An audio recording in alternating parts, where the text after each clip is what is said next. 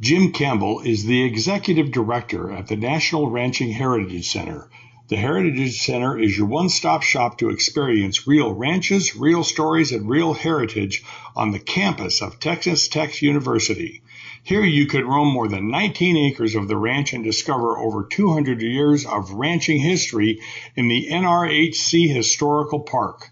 Immerse yourself in the culture, values, and authenticity that define ranching as you examine professionally curated exhibits in the main museum.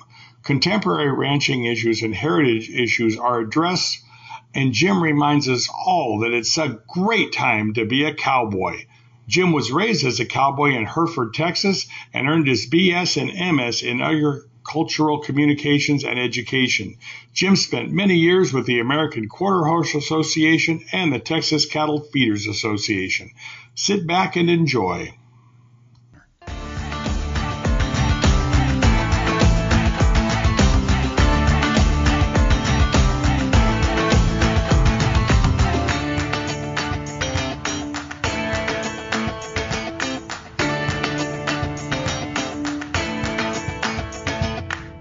Welcome to the Cowboy Up Podcast. This is where talk is all about the West, the spirit of the West, and especially the people and personalities that make up the West. We're brought to you by White Stallion Ranch and Cowboy Spirit Radio Productions. And of course, I'm sitting here today. I'm privileged to be sitting here with the one and only Russell True. And I know you don't get holidays, you give holidays, but how was Memorial Day weekend, Russell? It was busy. We're not a weekend place. It's not, people typically come from long way away and they stay. They stay 4, 6, 7 nights, sometimes 2 weeks. And so we're not usually the place people escape to for the 2-night weekend or something, but they did. And it was great. We had a good time. And Memorial Day is, of course, a special time in America, so we were glad that we had a lot of people here. Yeah, it was nice, the program that we aired on Memorial Day, with the veteran. I mean, I really enjoyed that program, so I hope everybody else did too, because it was a good. And if you didn't listen to it, go back and listen to it, because I'll tell you what, it is worthwhile. Well, today we've got Jim Campbell, and he has got quite the resume, Russell. He's currently the executive director at the National Ranching Heritage Center. That's easy for me to say. And he is based out of, I believe, Texas Tech University. Is that right, Jim? Yes, sir. That's correct. We're right here in Lubbock, Texas, on the Texas Tech University campus. Not a bad place to be. I've been on that campus, but just one time, and it's kind of pretty, isn't it? It is. They've done a lot of work the last 25 years to really make it a beautiful campus. It uses Spanish Renaissance architecture. Now, we deviate a little bit because at the Ranching Heritage Center, we like ranching architecture, but it is a beautiful campus and a growing university and serves all of West Texas and eastern New Mexico and really in a lot of ways operates like a land-grant university. We just don't have the land grant. So it's well known for its innovation and scrappiness and putting out kids that really know how to go to work. And you walk around that campus and you will see the occasional pair of cowboy boots and hat, won't you?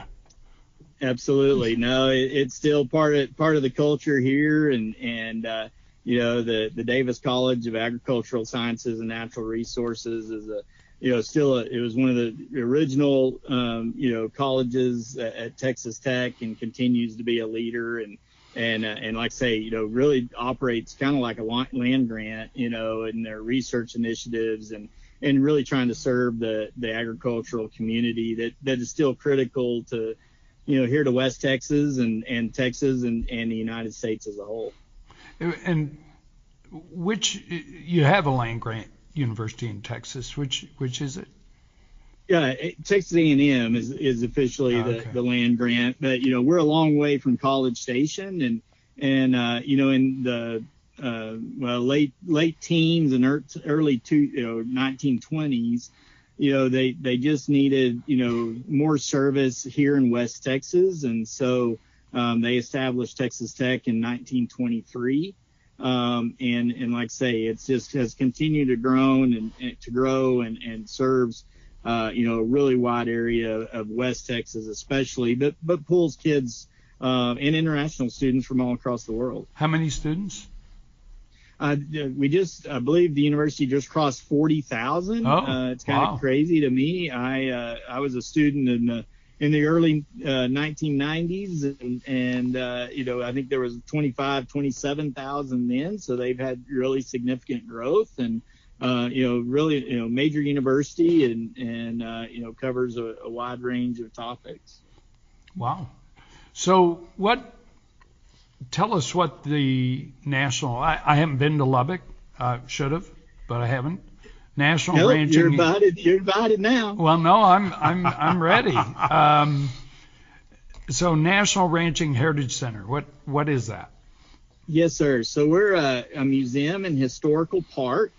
And really our mission is to tell the story of ranching in the American West over the past 200 years. And so, the main part of our collection is we have a 19-acre historical park with 1.5 miles of hard surface walkways, and 55 historic ranching structures that have been moved, restored, and maintained exactly as they were during their original time periods in our historical park. And so when you come into our museum, then you go into the historical park.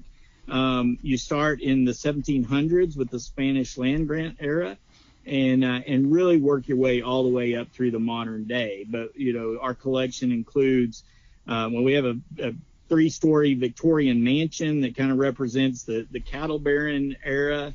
But we have dugouts, we have log cabins, we have board and batten houses, we have pens and a train depot and a full locomotive and livestock cars and a caboose. So it really is an extensive way for people to come and experience that entire time period. And we, obviously curate those stories, as people come to the park. We have an amazing set of volunteers that they're actually called ranch hosts. That serve as our docents, and many of them, enjoy dressing up in period clothing and doing living history reenactments, and so it's just a great experience for people to come and learn history. But we have 7 main galleries as well, where we, curate different exhibits. Right now, we have a spur exhibit. We have a story on how oil and ranching have had, a relationship for all of these years. We have a big ranch era exhibit that talks about some of the really significant ranches, especially in Texas, the Swenson Land and Cattle Company, the 4-6s, Wagner's, that, kind of represented that big ranch era from the late 1800s up to the modern day. So, basically we just tell the story of ranching, and this last, in 2023, we added a really important segment where we added an immersive, hands-on indoor-outdoor exhibit called the Cash Family Ranch Life Learning Center. And it tells all about modern ranching through a children's book character called Hank the Cowdog, which is written by a famous author and rancher named John Erickson.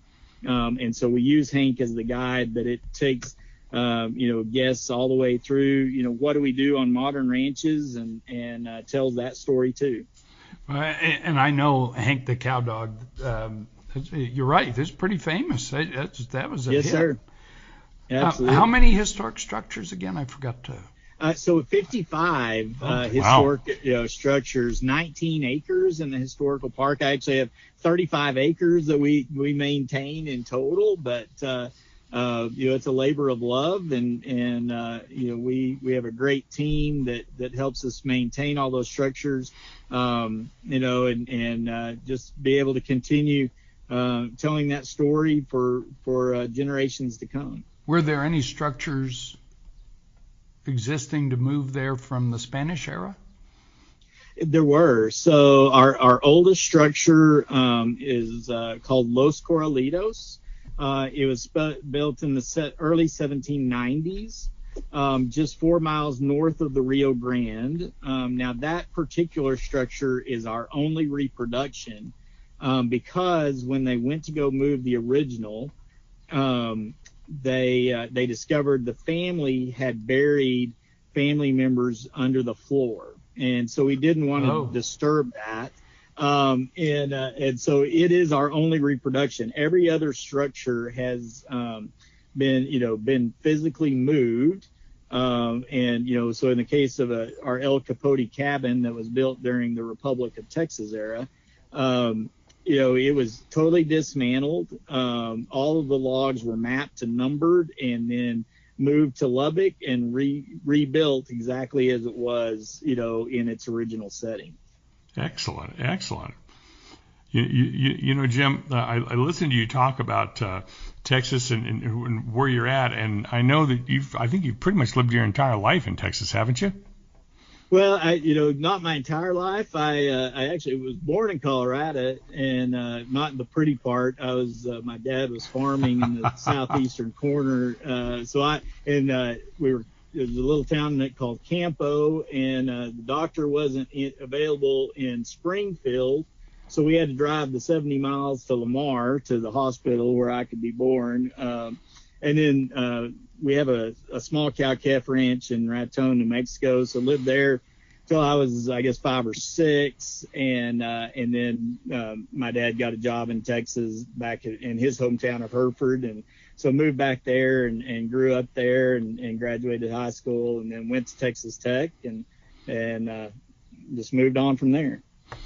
Well, I remember when we were initially having our first conversation about doing this podcast, you let me know that you were raised on a small ranch in Hereford, Texas. Your mom was a school teacher. I mean, it was just such an idyllic. It sounded like a little house on the prairie kind of lifestyle. Yeah, it was a great community to grow up in, and my mom taught school. My dad actually had an aerial spraying business, and so I worked for him a lot and, learned a lot, driving old trucks and spent a lot of time, just working but had to get up every morning at 5 during the summers and so got a great experience and then spent a lot of time at the ranch actually at Raton working for my grandfather and learning from him and my uncles so spend as much time cowboying as I possibly could, but got to experience all those things. So, Texas is sort of in our Arizona neighborhood, but I haven't been there a whole lot. But I'm a dude rancher here at White Stallion, and so yes, I got the real privilege of getting to go visit Cibolo Creek out in Big Bend area. Do you know that? Do you know that ranch and that history? I do know that ranch, Russell. I had never been out there, to that ranch exactly, but I know where it is, and great history there, and there's a lot of great ranches out there in that Big Bend area and far west Texas, and we have quite a few members of our Ranching Heritage Association out that direction, and great part of the world, especially if they get a little rain like any of the rest of it. Well, I got rain. I'm a big fan of Arizona, so I think we're a lot prettier and more diverse, but that's just me. But I got to tell you, that Big Bend country is as pretty as anything is. And you bet. Yeah. It's jaw-dropping, and that Cibolo Creek Ranch is John Poindexter, a man who has the resources, bought a cattle ranch down there, and you probably know this history, and there were 3 dilapidated collapsing forts. It was built by the rancher. It was not built by the government. Right. And it was to defend against the Comanches and the Comancheros. And And he went in and took the big one at Cibolo Creek. There's a lot of water, natural water, and they have these little, Right. there's a name for them. It's a Spanish word I can't think of, but it's like little irrigation ditches, and they move the water all around. It's unbelievable. He went in there and religiously restored that fort, and it's a little adobe fort, and then built a dude ranch around it, and it's super upscale. It's a museum and a dude ranch, and it's a truly unique experience. And then he restored another one of the forts all the way up, and also beautiful jaw-dropping location. And then the Historical Society asked him not to restore the third one all the way, just take it to a certain level. And so that's what he did. So, guests can visit all three. They get a great experience, upscale service, food, rooms. In just this, we overuse the word unique. That's a unique experience. And yeah, I bet. And he's restoring rangeland. He's a good steward, and he has bigger goals than just getting as much beef as he can to the market. I mean, not that isn't the primary goal of ranching, but he has the ability to do some other stuff, and so you ought to get down there. You'd love it. Yeah, I definitely have to make that trip. You bet. I love sitting here with Russell and people like you, because you both have got your arms around the history of ranching. And it's so wonderful to hear, and it's like I said, I mean, I reflected shortly after we got off the phone the initial time, and your upbringing sounded like Little House on the Prairie, and you had a father that, when we're young, we always think our dads were hard on us. Well, they weren't necessarily hard on us; they just wanted us to learn stuff because someday they weren't going to be around, and I think that's what a lot of it comes down to. Yeah, absolutely. No, I was hugely blessed, in my family, and had great, role models. My dad, just, in fact, he's still, he's retired now and still doesn't know how not to work. He doesn't have any hobbies. He just works. And my uncles were the same way on the ranch. And so, just blessed, and I think that's one of the things we really strive to do at the National Ranching Heritage Center too, is we tell a lot of stories, but a lot of it is how do we share this culture and values that sort of developed because of this unique society that developed as westward expansion happened, and you had to depend on each other, and it developed. There was no place for a quitter at the campfire, and there was no place for a cheat or a thief, and so those values really developed, and as my friend Red Stegall says, it caused them to really develop honesty and integrity and goodwill for your fellow man, and how do you do your best job every day, and so that's what we try to pass down, in addition to telling stories. Well, that sounds great. Now we've got to take a short break. When we come back, I want to talk about how your time with horses led to your education in both your ag education, ended up in communications education, and how that went into your love of the quarter horse. So we'll be right back. Okay.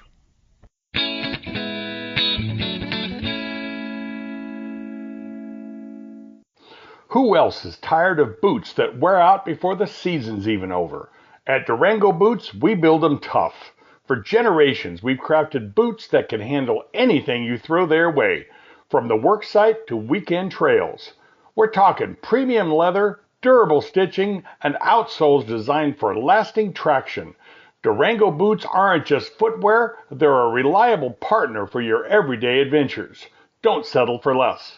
Step into the legendary durability of Durango Boots. Find your perfect pair today at Cowtown Boots or visit cowtownboots.com. Remember, Durango Boots are made for what you do.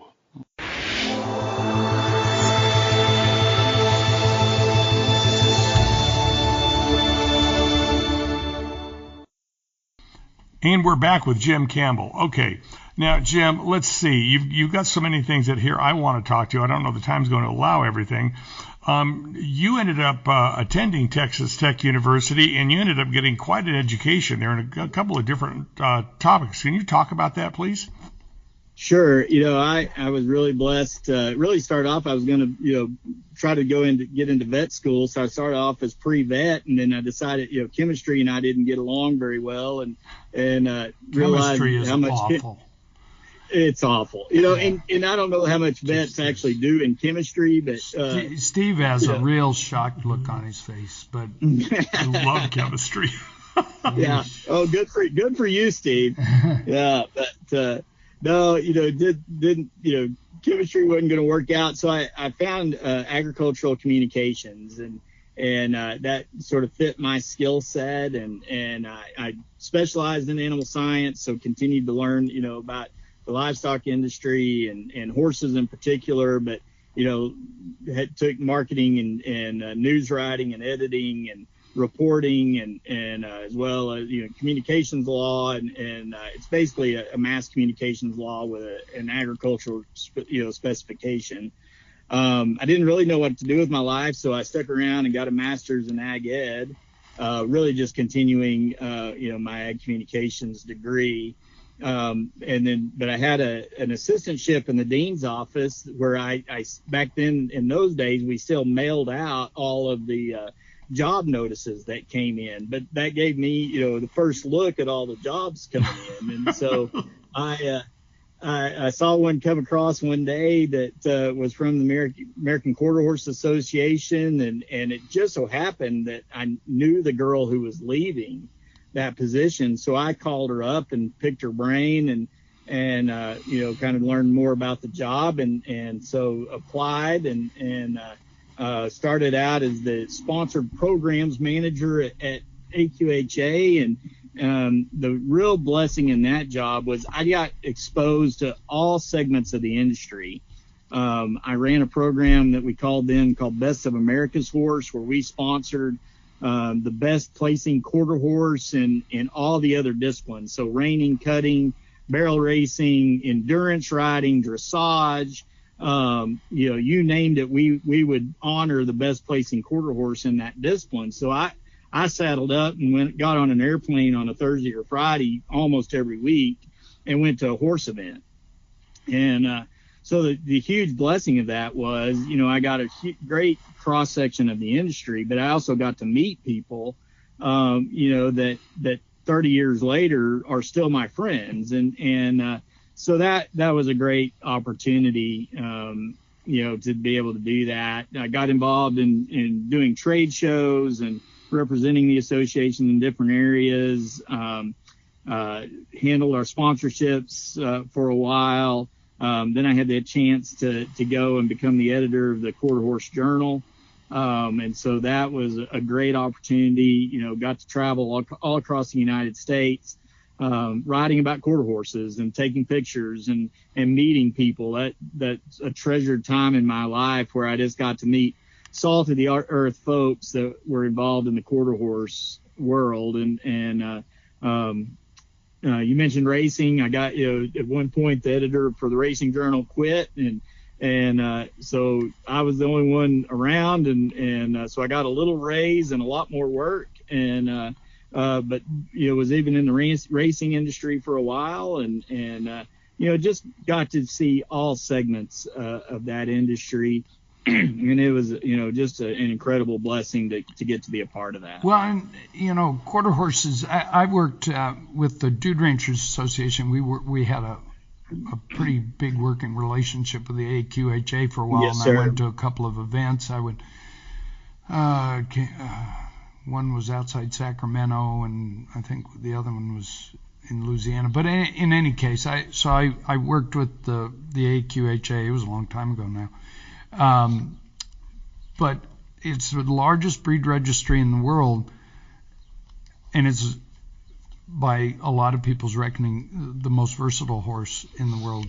But maybe just throw out there for people who don't know, they're not just cow horses, and that's kind of a broad term anyway, because that would cover a whole lot of things. But maybe just list the disciplines that quarter horses are the leading breed. Of course, almost all the Western disciplines, the quarter horses dominate. So, cutting, reining, working cow horse, most of the top barrel horses are quarter horses. They might have, a little bit of thoroughbred, but most of them are going to carry quarter horse papers. But the versatility of the breed and the ability, to infuse some thoroughbred blood also makes them great hunter jumpers. Like I say, I went to a lot of dressage events where, especially on the lower levels, the quarter horses were very, competitive. They made great endurance horses. So I even went out to the Tevis 100-mile ride, and we had multiple quarter horses that were successful. No kidding. Now a lot of times they were our taller, rangier, type horses, but yeah, they hung in there with the Arabians and thoroughbreds, they were really good. So, that when they were originally bred, that burst of speed that made them, excel at, and still do at sprinting at a quarter of a mile. And then as we began to infuse cowsense into them, as they, began to be used on ranches all across the West, we just came out with an extremely athletic, intelligent, trainable horse that is suitable for a lot of disciplines. Now we specialize in our breeding programs for the most part, but they continue to dominate in almost all almost all the timed event horses in the rodeo pen are quarter horses. So they just excel in a lot of different disciplines.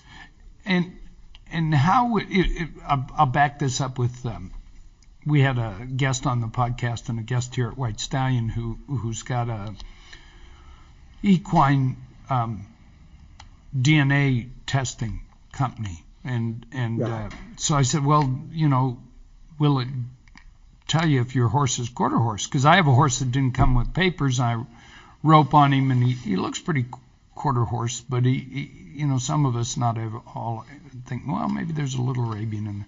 So I had him tested. My wife's half Arabian was also tested. The shocking coincidence was that they were actually related. But as she pointed out, there's not a quarter horse because they're a mix originally. Their genetics are going to come back that way. She said we can look and see that they're dominant quarter horse, but as you said, they're going to have some thorough. How do you define their genetic heritage? What would you say the breeds are that made the quarter horse? Well, originally, they were, crossed between Spanish barb horses that the Spanish, brought into Florida, and English predominantly, stallions that were brought into the colonies. And so, those horses began, to meet, as those populations, grew together. And then, in England, obviously they were focused on long distance horses. Their traditional races were 2 and 3 miles long. And the colonists in the early 1700s, this didn't have that kind of room. A lot of times the flattest and straightest place you had to actually race was down the center part of town. And so that's why they started crossing, the English horses with the Spanish barbs, and you developed this compact, heavily muscled, very athletic horse. The type really started probably being set, very early in the 1700s. And then as the horses came west, obviously they, had some infusion from original Mustangs, many of which were also Spanish barb horses, or come from, sort of that heritage. And then they really began to kind of come into their own on the ranches of the West. Sam Houston, was famously, known for importing a horse from Tennessee called Copper Bottom, that sired a lot of great, early quarter horses. And then here in Texas, there was a horse named Steel Dust, and in fact, the breed was really called Steel Dust for a lot of times just because he set such a type on the early quarter horses. Interesting. And Steel Dust, do we know his heritage? We do, and you'll have to forgive me, Russell. Right now, I don't remember exactly. Steel Dust would have come out of the Tennessee, Kentucky area, and it was brought in here to Texas. Beat almost every horse in that time frame at match racing, and then just began to sire lots of great ones, but I don't remember his exact heritage beyond that. Well, I'm thinking here, you left the, I don't know, Russell, do you have any other questions about his Quarter Horse Association? Because you left the American Quarter Horse Association and you went to the Texas Cattle Feeders Association. That's a pretty abrupt and pretty dramatic shift. Yeah, it is in some ways, but it's still agriculture. Cattle feeders represent all of the feed yards in Texas, New Mexico, and Oklahoma, and so I was really still promoting agriculture and sharing a lot of the same story, even though it's maybe not as romantic in the feed yard setting, but it's still ultimately how do we provide a high quality protein for America's plates and those around the world. And so I always loved the horse and will always love the horse, but it was a great experience at TCFA. I was blessed with some great people there, great relationships, and so it was a good change, but I did along in there right after I started at TCFA, I got a call from a recruiter to maybe talk about going to the National Cutting Horse Association, and really wasn't sure about whether I wanted to make that change or not, but it was a great opportunity to just look at it, and so I went through the interview process, and lo and behold, they offered me the job, and so found myself back in the horse world at another great organization, the National Cutting Horse Association, and that was a great time, in Fort Worth as well. Well, and I can't think the disciplines that are used with the American Quarter Horse Association and the TCFA are dramatically different. I think you kind of have to have horses for both of them, don't you? That's right. No, you still got to have horses, and there's just a lot of similarities, and even at a lot of our feed yards, those guys that ride those pens, they still take a lot of pride in being cowboys, and so the culture and the values is so similar, that it really didn't feel out of place. You just were focused on a little different segment of the industry.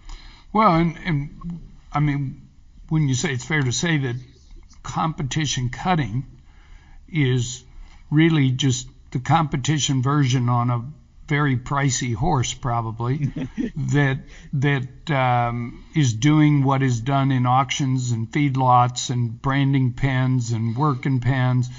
They're cutting, meaning separating cattle for whatever reason. They're doing it. Yes, sir. I mean, so in the feedlots, certainly in the auction yards, they're going to be cutting cattle on pretty good little cow horses that aren't worth $100,000 or $200,000. Right, exactly. No, that's where it all got started. Was on the ranches, and like I say, even today we have good horses that can handle a cow in a lot of different settings. From the ranch to the feed yard, but obviously, I was so blessed to be at the National Cutting Horse Association and get to experience those kind of world class horses and world class riders that it's amazing, what they're able to get done. So I loved, every minute there, of watching horses I think when I left NCHA, the futurity that year was 31 days long. Wow. Wow. I spent 3 months of my year at Will Rogers Coliseum in Fort Worth. I tried to sneak away and go to church on Sundays, but the rest of the time I pretty much was at Will Rogers.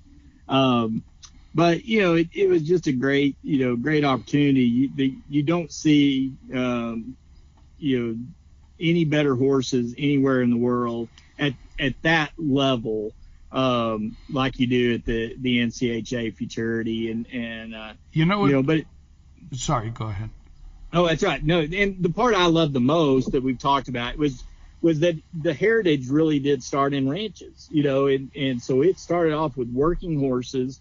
And while we've refined it and we've made it into a sport that does pay, hundreds of thousands and millions of dollars, at its base, it still is reflected in our Western heritage. So that was one of the things I took a lot of pride in. One of the things I personally, I rode a cutting horse, not competitively, but here at the ranch, and he was my dad's stallion. I rode him 15 years, and it was the most fun I had riding horses. And it wasn't even at anywhere near the level you're talking about, but he was a real deal cutting horse. But what I find most amazing about cutting horses is this. They are a real world example of how quickly, I guess for lack of a better word, learning can enter DNA in an animal. Yeah. Yes, sir. When you see a 2-year-old cutting horse that has never had anybody saddle him or ride him, and he's out cutting cattle, pretty close to how he may be in a few years with a rider, you realize that in not very long, not that many generations, careful, selective breeding and nature at its best has stuck that skill and instinct in those horses really rapidly. Is that fair? Yeah, no, I think that's absolutely fair. And it's one of the things, we talk about all the time, cutters, the really great ones that you can just see thinking, that are working it out on their own. And it does come through years of breeding but happens fairly quickly. But, we just call those, in the cutting horse world, they call those cow horses that are just gritty and tough and, have just developed that skill. And you can just tell, they love their job. And, and a lot of times those are the ones that really rise to the top because, if they don't have that edge, and they don't want to do it, then it's hard to get at that particular level. Yep. Well, we got to circle back because we're running out of time. And you said something early on, 200 years of history represented at your museum and what do you call it? It's not a yard. It's 18 acres or. Yeah, it's a historical park. A historical park. So 200 years, and I do talks on history of ranching and rodeo, and one of the points I make is that ranching, as we saw it in John Wayne and Alan Ladd, et cetera, movies, really represented today maybe 150 years of U.S. history, unless you were talking about, and it's painful for me to say this, but unless you're talking about Texas or California, and where the history is longer. Right. and that is where, I just read another painful admission. I just finished a book called Bob Sharp's Cattle Country, highly recommended history, talking about rawhide. He called it rawhide ranching in northern Mexico and Arizona. And he talks about how those Texas cowboys would come over to Arizona and they just had a different level of skill. And that's really where the cowboys, the top cowboys came from. And and here in Arizona, we don't talk a lot about that, but that was in an Arizonan's sort of autobiography. Is it 200 years, and did the Spanish ranch there, or was it just subsistence stuff around the missions, or kind of give us a quick glimpse. There was, absolutely, of course, a lot of it was, mission based, but there certainly were early ranches in northern Mexico, but then fairly quickly, in the 1700s, started to come into, obviously California, but then Texas as well, and so.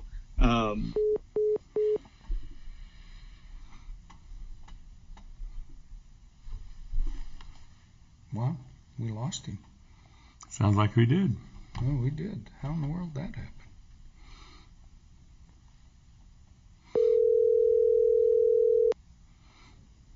Hey, sorry about that. I got another call, and I was trying to. That's okay. Push the wrong button. That's what I do all the time. Yes, sir. I pushed the wrong button. Well, just kind of start with with what you were saying about the real ranching. Yes, sir. Yeah, so, certainly early on in the 1700s, there was, Spanish expansion into California and Texas that established ranches that are still in existence today. In fact, even if you look early on, New Mexico was largely established by the Spanish. They had large land grants. That many of those land grants we can still define even today. Yeah, also here in Arizona. Well, we're really kind of going over time, so we just want to remind everybody. I mean, I'm serious. This isn't just fluff. I mean, I want to get to the National Ranching Heritage Center. I want my little daughter to go out and see 200 years of ranching, see the relocated structures from all these eras, right? We've got Spanish, Mexican, Republic of Texas, U.S., and up to modern. Is that fair? That's absolutely fair. Yes, sir. You get the full story. So this is on the Texas Tech campus. Yes, sir. Yeah, we're on the north side of the Texas Tech campus, but it's easy parking and great access. I promise, it's a great visit. It's well worth your time. If you're interested in ranching and history, come see us at the National Ranching Heritage Center. If you want to learn more, you can go visit www.ranchingheritage.org and find out how you can come see us. Ranchingheritage.org. That's it. Jim, I listen to these conversations. It keeps screaming at me. It's a good time in America to be a cowboy. Absolutely. No, we're gonna keep going and keep telling the story, but it's not over yet. We feel blessed to have had you, Jim. Thank you very much for your time. No, I appreciate it. Thank you for having me. You take care, sir. We're going to have you back because we didn't get it all done. So thanks. No, thank you.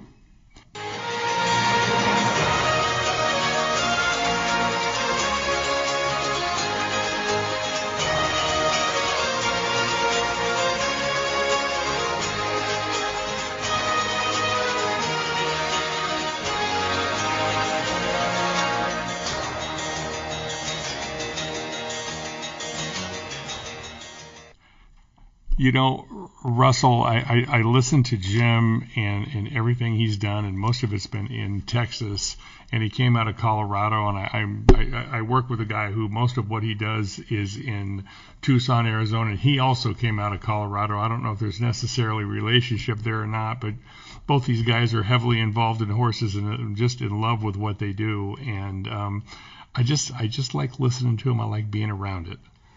Well, my dad had an inappropriate joke. My dad was born in Wyoming, raised in Montana, living in Colorado, and he said, I'm thinking about trying to start a war with Mexico and make them take Texas back. And he didn't like Texans that much. And so I kind of grew up with an inappropriate bias. It's ironic because my father's grandfather fought with Sam Houston in the War of Texas Independence, so he kind of abandoned that goal. The more I learn, the more a lot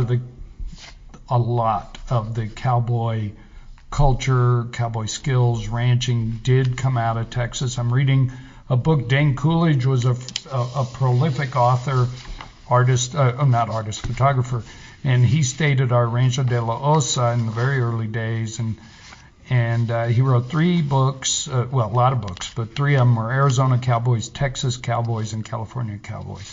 And I'm reading the Texas Cowboys right now just because I'm learning that really is a hub, and we all have to sort of give Texas its due as a central point.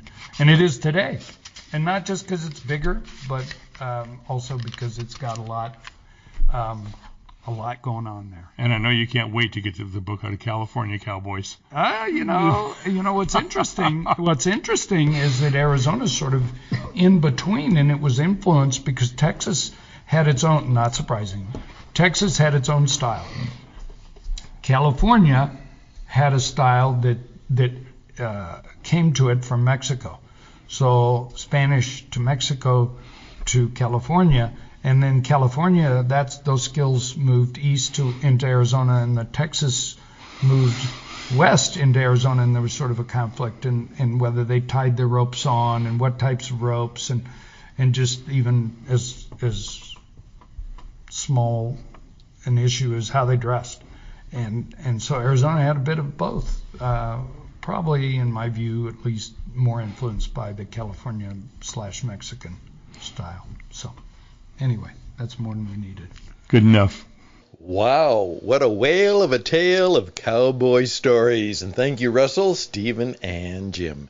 And that's a wrap, folks, but we will be back next week with the Cowboy Up podcast, and we are grateful for your support, for your recommendations, and we would love to have some of your questions, maybe even some ways that you would suggest that we do it better. Perhaps you know a person who would be a wonderful guest. Maybe that guest is you. So just kind of raise your hand and reach out to us at the Cowboy Up Podcast at gmail.com. The Cowboy Up Podcast at gmail.com. We'd love to hear from you. My name is Stan Houston. It's my privilege and my pleasure as a part of the Cowboy Spirit Radio Network to bring this program to you, and we're here to help you find that maybe 25 is the year that you become a radio person and tell your story, your wisdom, insight, and truth to a larger audience that will help build your business and to build your reputation in the world. You are a person that needs to be reckoned with, so let's hear your story. And we come to you from the White Stallion Ranch right here in Tucson, Arizona. And so please check us out, whitestallion.com, whitestallion.com. I think there'll be a place for you here in the summer because it's a little slower in terms of the fact that we have the heat is coming, but it's still a wonderful place to come and enjoy the Western experience. And if you want to go a little further north, up into the areas where the weather is a little bit different, the True Ranch Connection, we have a number of fine friends and affiliates and related ranches throughout Montana and Wyoming, Colorado, and even some other places right here in Arizona. So reach out to us at whitestallion.com, whitestallion.com. We will find a place for you to have your inner cowboy experience, your family adventure, maybe even a corporate business gathering that is quite a bit different, and you will find quite a bit more effective and vital than just going to another resort and playing a little too much golf. We have something new and different for you. So this is for you. All the best and blessings to you. Take care. Have a great summertime. And you stick with us and you be back, please. Thank you very much. And till next time, bye for now.